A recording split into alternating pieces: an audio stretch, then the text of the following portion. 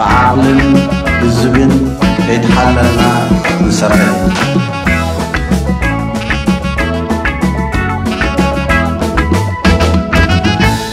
የተከበራችሁ የቀንደል ቲዩብ ተከታታዮች በዛሬው ለስርጭታችን አንድ ልዩ ደብዳቤ ነው እንዘላችሁ የቀረብነው እሱም ይድረስ ለክቡር ጠቅላይ ሚኒስትር ዶክተር አብይ አህመድ አዲስ አበባ ኢትዮጵያ ግልጽ ደብዳቤ በሚል ርዕስ የቀይ ባህር ሰው በሚል የብዕር ስም ከዋሽንግተን ዲሲ ያደረሰን ጽሑፍ ይሆናል ቀንደል ቲዩብን Subscribe, share እና like እያደረጋችሁ እንድትከታተሉት እንጋብዛለን አብራችሁን ቆዩ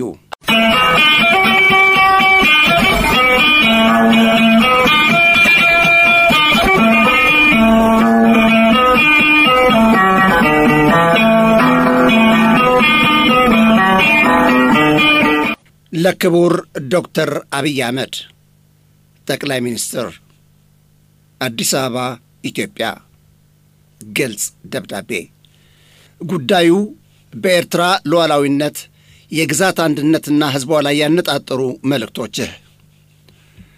በቅድሚያ ኤርትራዊ ባህላችን በሚጠይቀው ጨዋነት የአክብሮት ሰላምታዬን አስቀድማለሁ ቀጥሎም በኤርትራ ሉዓላዊነትና የግዛት አንድነት ላይ ያነጣጠሩ መልእክቶች በሁለቱ ወንድማማች ህዝቦች መካከል ጥላቻን የሚያራግቡና ለጦርነት የሚቀሰቅሱ ኃላፊነት የጎደላቸው ናቸው የዚህ ግልጽ ደብዳቤ ዓላማ በቂ ማስረጃ በማቅረብ የሐሰት ትርክቶችን ማጋለጥና የኢትዮጵያን ህዝብ ትክክለኛ ግንዛቤ ለማስጨበጥ ይረዳል በሚል ተስፋ ነው 1 የዓለም አቀፍ ህግ የኢትዮጵያን የባህር በር ባለቤትነት ዕውቅና ይሰጣል የባህር ኃይል ያቋቋመው የባህር በር ባለቤት ለመሆን ነው ለሚለው የዓለም አቀፍ ህግ ወደብ የሌላቸው አገሮች ወደብ ካላቸው አገሮች ጋር በመስማማት በወደብ የመጠቀም መብት እንዳላቸው በግልጽ ያስቀምጣል የባህር መውጫ ማግኘት መብት ሲባል ግን በኃይል የመያዝ ወይም በባለቤትነት መያዝ ሳይሆን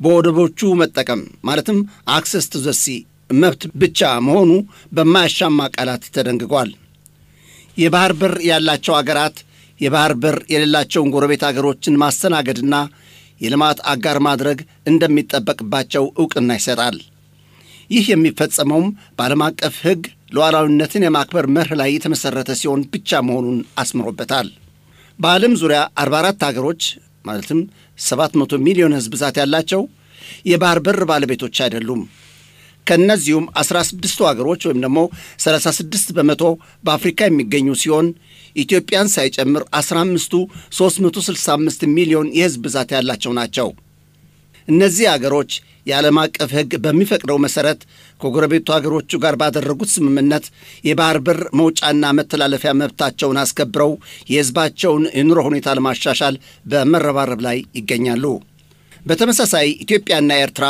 በዓለም አቀፍ ህጎች መሰረት ሁለቱንም ተጠቃሚ የሚያደርግ የወደብ አጠቃቀም ስምምነት ማድረግ ይችላሉ 2 ከተቻለ በሰላማዊ መንገድ ካልሆነ ግን በጦርነት ኢትዮጵያ የወደብ ባለቤትነቷን ታረጋግጣለች የህዳሴውን ግድብ ጨርሰናል አሁን የቀረው የቀይ ባህር ጉዳይ ነው ለሚለው ደግሞ የዓለም አቀፍ ሥርዓት የተመሰረተው ሉዓላዊነትና የግዛት አንድነት ማክበር መርህ ማለትም principle of respect for sovereignty and territorial integrity ላይ ነው የአገር ሉዓላዊነት መሰረታዊ መርህ የወደብ ባለቤት አገሮች ብቸኛና ፍጹም የሆነ የባለቤትነት መብትን ይሰጣል በተጨማሪ የተባበሩት መንግስታት ቻርተር አንቀጽ 2 ቅንፍ 4 በሌላ አገር ሉዓላዊነትና ግዛታዊ አንድነት ላይ ኃይል መጠቀም ወይም ማስፈራራት አይፈቅድም ኤርትራ ከኢትዮጵያ ጋር ጦርነት እንደማትፈልግ ደጋግማ አስታውቃለች በህወሓት ሰራዊት በተወጠርክበት ወቅት የኤርትራ መንግስትና ህዝብ ያደረጉልን ከፍተኛ ውለታ ለዘላለም የማይረሳ ነው እንዳላልክ ዓለም አቀፍ ህግን በመጣስ አሰብን ለመያዝ መሞከር መያዝ ይችላል ወይ አይችልም የሚለውን ወደ ጎን ትተን የኤርትራ ሰራዊት ማለትም የካሎ የሚታወቀው የቀድሞ ታጋዮችና ዋርሳይ በሚል የሚጠራው የሳዋ ትውልድ የአገሪቱን ሉዓላዊነት ላለማስደፈር ዝግጁ መሆናቸውን መገንዘብ ያስፈልጋል የሰላሙን መንገድ ረግጠህ ጦርነት ከመረጥክ ሁለቱን ወንድማማች ህዝቦች ወደ አላስፈላጊና አውዳሚ ጦርነት ከማስገባትና ከፍተኛ የህይወት ዋጋ ከማስከፈል ሌላ ፋይዳ አይኖረውም። ይልቁንስ የ4 ኪሎን ስልጣን አደጋ ላይ ስለሚጥል አሷ ጎርጓሪ ዘንዶ ያወጣል፣ የሰው ፈላጊ የራሱን ያጣል እንዲሉ የጦርነቱን ጎዳና ባትመርጥ ይሻላል። 3 130 ሚሊዮን ሕዝብ ያላት ኢትዮጵያ አለ ባህር መኖር አትችልም ላልከው ደግሞ የወደብ ባለቤትና አጠቃቀም የዓለም አቀፍ ሕግ በማያሻማ ቋንቋ የተቀመጠ ነው። የዓለም አቀፍ ሕግ አንድ አገር ከ100 ሚሊዮን በላይ ሕዝብ ካላት ወይም ከባህር ዳርቻ 60 ኪሎ ሜትር ርቀት ላይ ከሆነች የባህር በር ባለቤትነት መብት ይገባታል ብሎ አይደነግግም። የኤርትራና ኢትዮጵያ ድንበር ለመወሰን የተቋቋመው የድንበር ኮሚሽን ጉዳዩን በ2021 ዓ.ም ማመልከቱ ይታወቃል። ሁለቱም አገሮች በዓለም አቀፍ ደረጃ ከፍተኛ ዕውቅና ያላቸው የውጭ አገር ባለሙያዎች ቀጥረው ከአንድ ዓመት በላይ መከራከራቸውን የኮሚሽኑ መዝገቦች ያረጋግጣሉ። የኮሚሽኑ ውሳኔ በ1908 ዓ.ም አጼ ምኒልክና የጣሊያን መንግሥት ስምምነት ከባህር ዳር ወደ መሬት 60 ኪሎ ሜትር ርቀት በመሄድ አሰብ የኤርትራ መሆኑን በድጋሚ አረጋግጧል። ኢትዮጵያ የባህር በር ባለቤትነት መሆን የሚያስችላት የዓለም አቀፍ ሕግ አለ። ራስ አሉላ የኢትዮጵያ ታሪካዊ ድንበር ቀይ ባህር ነው ብለው ነበር።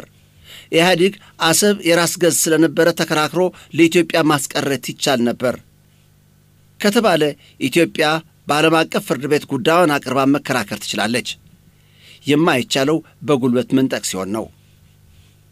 4 የተባበሩት መንግስታት ድርጅት በኤርትራ ሬፈረንደም በታዛቢነት የተሳተፈው በኢትዮጵያ የሽግግር መንግስት በጎ ፈቃድ ወይም ተባባሪነት ነው ለሚለው ደግሞ ይህ ፍጹም የሐሰት ትርክት ነው። ስለዚህ ጉዳይ አስመልክተው ፕሬዝዳንት ኢሳያስ አፈወርቂ በወቅቱ ለተባበሩት መንግስታት ድርጅት ዋና ጸሐፊ ለነበሩት ለሚስተር ቡትሮስ ቡትሮስ-ጋሊ ከላኩት ደብዳቤ በመቀንጨብ የኤርትራ ሕዝብ የራስን ዕድል በራስ የመወሰን መብት ማረጋገጥ የሕዝቡ ብቸኛ መብት እንጂ በኢትዮጵያ የተቋቋመው የሽግግር መንግሥት በጎ ፈቃድ ወይም በማንኛውም የሌላ ወገን ፍቃድ ላይ የተመረኮዘ አይደለም። አንዳንድ ወገኖች የተባበሩት መንግስታት ድርጅት በሬፈረንደሙ በታዛቢነት መሳተፉ በኢትዮጵያ ባለው የሽግግር መንግሥት በጎ ፈቃድ ወይ ተባባሪነት ነው የሚሉ አሉ። ይህ የተሳሳተ ግንዛቤ ብቻ ሳይሆን ከፍተኛ ታሪካዊ ስህተትም ይሆናል።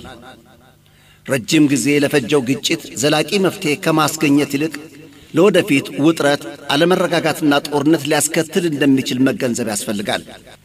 ሲያጠቃልል ሁኔታው በአግባቡ ካልተያዘ ወደ አላስፈላጊ ጦርነት ሊያመራ ይችላል የሚል ከፍተኛ ስጋት አለን። ሊከሰት ለሚችለው አላስፈላጊ ጦርነት ኃላፊነቱን የሚወስደውና ታሪካዊ ተጠያቂነቱን የሚሸከመው እኛ ሳንሆን ድርጅቱ መሆኑን በትህትና ማስታወቅ እወዳለሁ የሚል ማስጠንቀቂያ አዘል መልእክቱን ማስተላለፉ በግልጽ ተዘግቧል። የተጠቀሰው ደብዳቤ በተባበሩት መንግስታት አርካይቭ ይገኛል። ዋና ጸሐፊው በላኩት የጽሑፍ መልስ የተባበሩት መንግስታት ድርጅት ጠቅላላ ጉባኤ በአንቀጽ 47/114 ባሳለፈው ውሳኔ መሠረት የኤርትራ ሕዝበ ውሳኔን ለማረጋገጥ በሚካሄደው ሬፈረንደም የታዛቢ ቡድን እንደሚላክ በይፋ ላረጋግጥ እወዳለሁ። ሬፈረንደሙ ሰላማዊ፣ ነፃና ፍትሐዊ እንደሚሆን ያለኝን ምኞትና ከፍተኛ ተስፋ እገልጻለሁ የሚል ነበር። ይህን ተከትሎ የተባበሩት መንግስታት ድርጅት ታዛቢዎች በተገኙበት ሕዝበ ውሳኔው ማለትም ሬፈረንደም ሚያዝያ 1993 ተካሂዶ ምርጫው ነፃና ፍትሐዊ እንደነበረ ውጤቱም 99.8 በመቶ በሆነ ከፍተኛ ድምፅ ነፃነት መሆኑን ማረጋገጡን የዋና ጸሐፊ ልዩ መልእክተኛ በይፋ አስታወቀ። ይህን ተከትሎ ኤርትራ ሚያዝያ 27 ቀን 1993 ዓ.ም ነፃነቷን በይፋ አስታወቀች። የተባበሩት መንግስታት ድርጅት ጠቅላላ ጉባኤ ኤርትራ ሉዓላዊ 182ኛ አባል አገር መሆኗን በይፋ አረጋገጠ።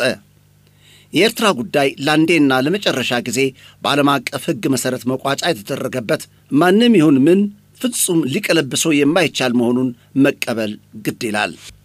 5 ኤርትራ ወደቦቿን ኢትዮጵያ እንዳትጠቀምባቸው ከልክላለች ለሚለው ደግሞ ነፃነቷን ከተጎናጸፈችበት 1991 ዓ.ም ማግስት ጀምሮ እስካሁን ድረስ ኤርትራ ወደቦቿን ኢትዮጵያ እንዳትጠቀምባቸው ማንም ጊዜ ከልክላ አታውቅም።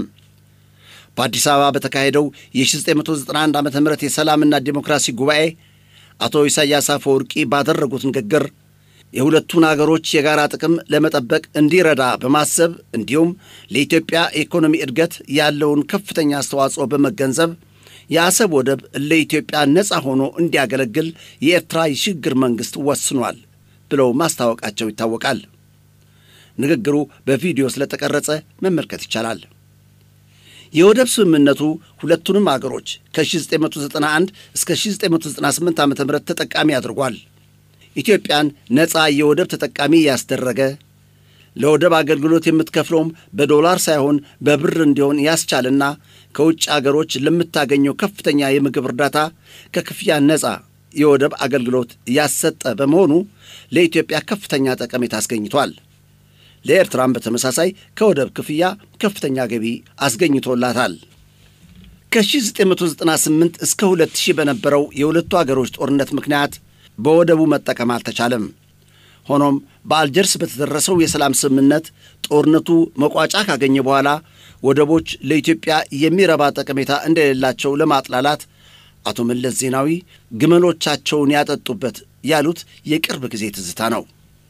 ዋሽንግተን ዲሲ በተደረገው ስብሰባ ስለ ወደብ ለቀረበላቸው ጥያቄ የሰጡት መልስ እርግጥ ነው ኢትዮጵያ የኤርትራን ወደቦች በመጠቀም ብዙ ጥቅም ታገኛለች፣ በተመሳሳይ ኤርትራም ብዙ ትጠቀማለች። በጅቡቲ ወደብ መጠቀማችን ከፍ ያለ ወጪ እንደሚያስከፍለንና እንደሚጎዳን እናውቃለን። በአሰብ መጠቀም እኛን ምናልባትም የኤርትራን ያህል የሚጠቅመን ቢሆንም አሁን ካለንበት ተጨባጭ ሁኔታ አንጻር በአሰብ ወደብ መጠቀም ከኛ ይልቅ የኤርትራን መንግስት ይጠቅማል የሚል ድምዳሜ ላይ ነው የደረስነው። ከፍተኛ የፖለቲካና የኢኮኖሚ ተጽዕኖ በስርዓቱ ላይ ባደረሰበት ሁኔታ ለመተንፈስ የሚረዳው ብር በአሰብ በኩል መላክ አይጠቅመንም የሚል አቋም ነበር የያዙት። እኛ ብራችንን ተጠቅመን በጅቡቲ ወደብ በመጠቀም የምንፈልገውን አገልግሎት ማግኘት እንችላለን በማለት የወቅቱ እምነታቸውን አስታውቀዋል። በ2018 ዓመተ ምህረት በአስመራ የተፈረመው የሰላም ስምምነትን ተከትሎ ስለ ወደብ አጠቃቀም በተደረሰው መግባባት ኤርትራ ወደቦቿን ለኢትዮጵያ አገልግሎት ለመስጠት ዝግጁ ነበረች። ሆኖም ከ2018 እስከ 2020 በህወሓት የድንበር መዝጋት እምቢተኝነት ከ2020 እስከ 2022 ዓመተ ምህረት ከህወሓት ጋር በነበሩ ጦርነት ቀጥሎም ከ2022 እስከ 2025 ኤርትራን በጠላትነት በመፈረጅህ ኢትዮጵያ በኤርትራ ወደቦች መጠቀም አልቻለችም። 6 ችግሩ ኤርትራውያን ድህነታቸውን እንጆይ ያደርጋሉ። ድህነት መሆኑ አይገባቸውም። ከፍተኛና በሚያሳዝን ጉስቁልና ውስጥ ያሉ ህዝብ ናቸው ላልከው ደግሞ ከጥቂት ወራት በፊት ስለ ኤርትራ ህዝብ የተናገርከውን ንግግር ያዳመጡ ኤርትራውያን በፍጹም ማመን አስቸግሯቸዋል። የኤርትራ ህዝብ ላይ ያነጣጠረ የዘለፋ ናዳ በሚዲያ በማስተላለፍ በሁለቱ ህዝቦች መካከል ጥላቻን ለመፍጠር ለምን ፈለክ? እንደ አንድ አገር መሪ ያውም የኖቤል ሰላም ሽልማት ተሸላሚ የጎረቤት አገር የሆነውን የኤርትራን ወንድም ህዝብ እንደዚህ ባለ አጸያፊና አስነዋሪ ቃላቶች መግለጽ ኃላፊነት የጎደለው አሳፋሪ ድርጊት መሆኑን መገንዘብ ግድ ይላል። ለነገሩ ጊዜና ቦታ ሳትለይ የኢትዮጵያን ህዝብ በጅምላ መዝለፍ የተለመደ ድርጊት መሆኑ በኢትዮጵያውያን ዘንድ የአደባባይ ምስጢር ከሆነ ረጅም ጊዜ አስቆጥሯል። ስለ ኤርትራውያን ድህነት በተመለከተ በኤርትራ ምድር ረሃብ የለም። ማንም ኤርትራዊ ዜጋ ከዓለም ምግብ ፕሮግራም የእርዳታ ስንዴ አይጠብቅም። በአንጻሩ በከፍተኛ የተፈጥሮ ጸጋ የታደለችው ኢትዮጵያ የ2024 ዩኤንዲፒ ሪፖርት እንደሚያመለክተው ዕድሜ ላንተና ብቃት የለሽ አመራሩ 80 ሚሊዮን ህዝብ በድህነት ይጠቃል፣ 40 ሚሊዮን በጉስቁልና ይሰቃያል፣ 20 ሚሊዮን ከዓለም ምግብ ፕሮግራም በሚሰጠው ስንዴ ይኖራል። በቅድሚያ የኢትዮጵያን ህዝብ ከከፋ ድህነት ለማላቀቅ መፋለም ሲገባ ክቡርነትህ የመረጥከው በቢሊዮን ዶላሮች ወጪ ፋይዳ የሌላቸው በጣም ትልቅ ቤተ መንግሥት በልጭልጭ የኮሪደር ልማት ከዱባይ የተኮረጀና መናፈሻ ፓርኮችን መገንባት ላይ ብቻ ነው። 7 የኖቤል የሰላም ሽልማት ላንተ መሰጠቱ ተገቢ አይመስለኝም። የኖርዌይ የኖቤል ኮሚቴ የሰላም ሽልማት የሚሰጠው ለሰላም ከፍተኛ አስተዋጽኦ ላደረጉ ግለሰቦች ወይም ድርጅቶች ነው።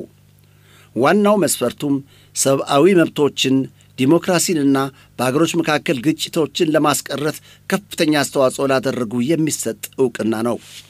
ሆኖም ሽልማቱን የሰጡት ግለሰብ የድርጅቱ መርሆችን በከፍተኛ መልኩ የሚጻረር በብዙ ሺህ የሚቆጠሩ የንጹሐን ዜጎች ሕይወት ያፈሰሰ ግለሰብ መሆኑን ሲያውቁ ከፍተኛ ጸጸት እንደሚሰማቸው አያጠራጥርም።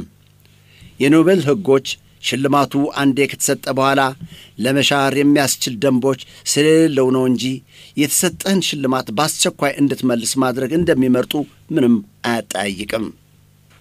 8 ለኢትዮጵያና ኤርትራ የሚበጀው ጦርነት ሳይሆን ለዘላቂ ሰላምና ለጋራ ኢኮኖሚያዊ እድገት መተባበር ብቻ ነው። በህዳሴ ግድብ አጠቃቀም ዙሪያ ከግብጽ ጋር ያለው ፍጥጫ በሱዳን በሶማሊያና በኤርትራ ማለትም በጎረቤታማ አገሮች የምታራምደው የጦረኝነት ፖሊሲ የዩናይትድ አረብ ኤሚሬትስ የቀይ ባህርን ቀጠና የውክልና ጦርነት ማለትም ፕሮክሲ ዎር አራማጅ በመሆን በቀጠናው ከፍተኛ ውጥረት ተፈጥሯል። ጦርነት ብትጭር ዓለም አቀፍ ሕግን የሚጥስ የሌሎች ጎረቤት አገራትን ደህንነት አደጋ ላይ የሚጥልና በቀይ ባህር ቀጠና ከፍተኛ አለመረጋጋት የሚፈጥር ስለሆነ ኢትዮጵያ 1 በዓለም ህብረተሰብ መወገዝ፣ 2 የኢኮኖሚ እገዳ ማለትም ኢኮኖሚክ ሳንክሽን እና 3 ዲፕሎማሲያዊ መገለል ማለትም ዲፕሎማቲክ አይዞሌሽን ያስከትልባታል። ከሶማሊላንድ ጋር ባደረከው ዓለም አቀፍ ሕግ የጣሰ ስምምነት ከፍተኛ የዲፕሎማሲ ሽንፈት ተሸክመህ ከሶማሊያ ሉዓላዊ መንግሥት ጋር ሕጋዊ የሆነ ስምምነት ለመፈረም መገደድህን ማስታወስ ጠቃሚ ነው። በአገር ውስጥ የገጠመህን የጸጥታና የኢኮኖሚ ውጥረት መቋቋም አቅቶ የሕዝቡን ስሜት ለማነሳሳት የወደብ ባለቤትነት ጉዳይ ማንሳት ሕዝቡ በሚገባ ተገንዝቦታል። የፋኖና የኦሮሞ ነጻነት ሰራዊት ጥቃትን መቋቋም ባልቻልክበት የኤርትራን ሰራዊት አሸንፈህ ኢትዮጵያን የባህር በር ባለቤት ማድረግ በፍጹም እንደማትችል ጠንቅቀህ ታውቃለህ። የባህር በር ጉዳይ በኢትዮጵያና ኤርትራ ሕዝቦች መካከል የግጭት ምክንያት ሊሆን አይገባም። የሚሻለው መንገድ የጦርነት ከበሮ መደለቁን አቁመህ ለኢትዮጵያና ኤርትራ ለዘላቂ ሰላምና ለጋራ የኢኮኖሚ እድገት ከፍተኛ ርብርብ ማድረግ ነው። ለኤርትራና ኢትዮጵያ ሕዝቦች ሰላምና ብልጽግናን እመኛለሁ። የቀይ ባህር ሰው ዋሽንግተን ዲሲ ጥቅምት 15 ቀን 2025 ዓ.ም